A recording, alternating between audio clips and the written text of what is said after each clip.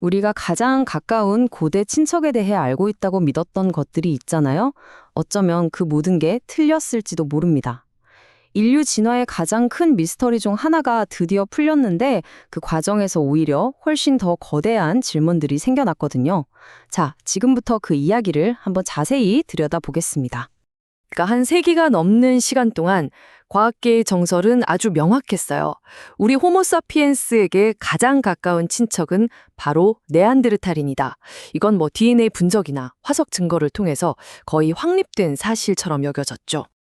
그런데 말이죠. 이 모든 걸 한 번에 뒤흔들 만한 두 가지 핵심 증거가 등장합니다.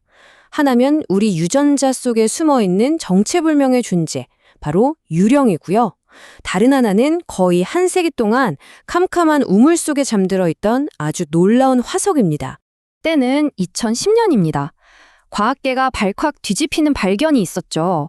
러시아의 데니소바 동굴에서 나온 작은 손가락뼈 조각에서 DNA를 뽑아봤는데 이게 네안데르탈인도 아니고 우리 같은 현생 인류도 아니었던 거예요. 완전히 새로운 인류였던 거죠. 역사상 처음으로 화석이 아닌 DNA만으로 새로운 인류의 존재를 확인한 순간이었습니다. 당시 과학자들은 정말 기묘한 상황에 놓였어요. 데니소바인이라고 이름 붙인 이 미지의 인류에 대해서 우리는 유전 정보 전체, 그러니까 게놈을 다 확보했는데 정작 그 얼굴을 몰랐던 겁니다. 어떻게 생겼는지, 어떤 모습이었을지 전혀 감을 잡을 수가 없었죠. 하지만 이 유령 같았던 DNA는 정말 놀라운 사실들을 쏟아냈습니다. 데니소바인은 우리 조상과 피를 섞었다는 것, 그리고 그들의 유전자가 오늘날 티베트인들이 산소가 부족한 고산지대에서 살아남는 데 결정적인 역할을 한다는 사실도 밝혀졌죠. 심지어 시베리아의 혹한에서부터 동남아시아의 열대기후까지 엄청나게 넓고 다양한 환경에 적응하며 살았던 걸로 보여요.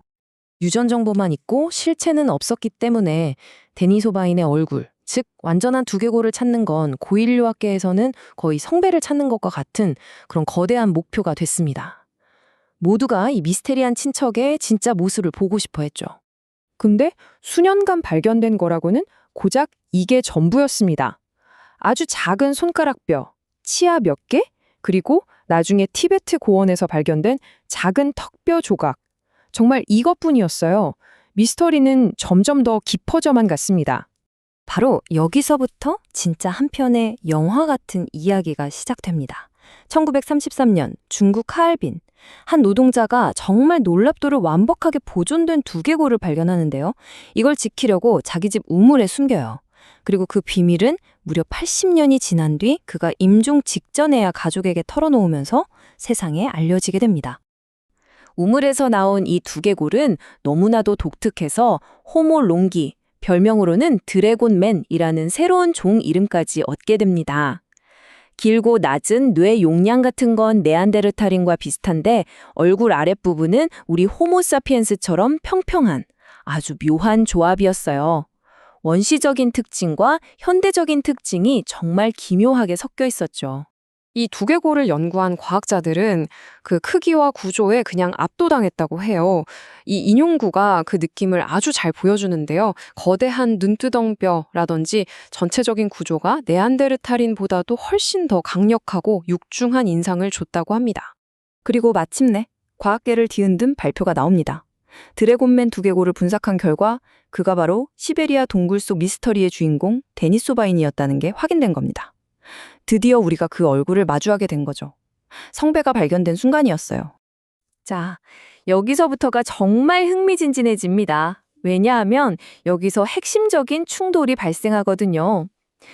기존의 DNA 분석에 따르면 우리와 가장 가까운 친척은 분명 네안데르탈인이었어요. 그런데 드래곤맨, 즉 데니소바인 두개골의 해부학적 구조를 분석한 과학자들은 전혀 다른 결론을 내놓은 겁니다. 우리의 가장 가까운 자매종은 네안데르탈린이 아니라 바로 이 데니소바인이라는 거죠. 지금까지 우리는 우리 종, 호모사피엔스가 약 30만 년 전에 아프리카에서 나타났다고 배워왔잖아요. 이게 교과서에도 실린 정설이었죠. 하지만 만약 데니소바인이 우리의 진짜 자매종이라면요, 이야기가 완전히 달라집니다. 과학자들은 우리와 데니소바인이 갈라진 시점, 그러니까 공통조상이 살았던 시기가 최소 100만 년 전으로 거슬러 올라가야 한다고 주장하기 시작했어요. 이건 우리 종의 역사 자체가 30만 년이 아니라 100만 년 이상일 수도 있다는 그야말로 폭탄선언 같은 이야기입니다. 그렇다면 이 새로운 가설은 우리 자신에 대해서 대체 무엇을 말해주는 걸까요? 이게 단순히 가장 가까운 친척이 누구냐 하는 문제를 넘어서서 훨씬 더 근본적인 변화를 의미합니다. 이 새로운 이론이 맞다면 정말 파급 효과가 엄청납니다. 첫째, 우리 종의 기원이 100만 년 이상으로 훌쩍 늘어나고요.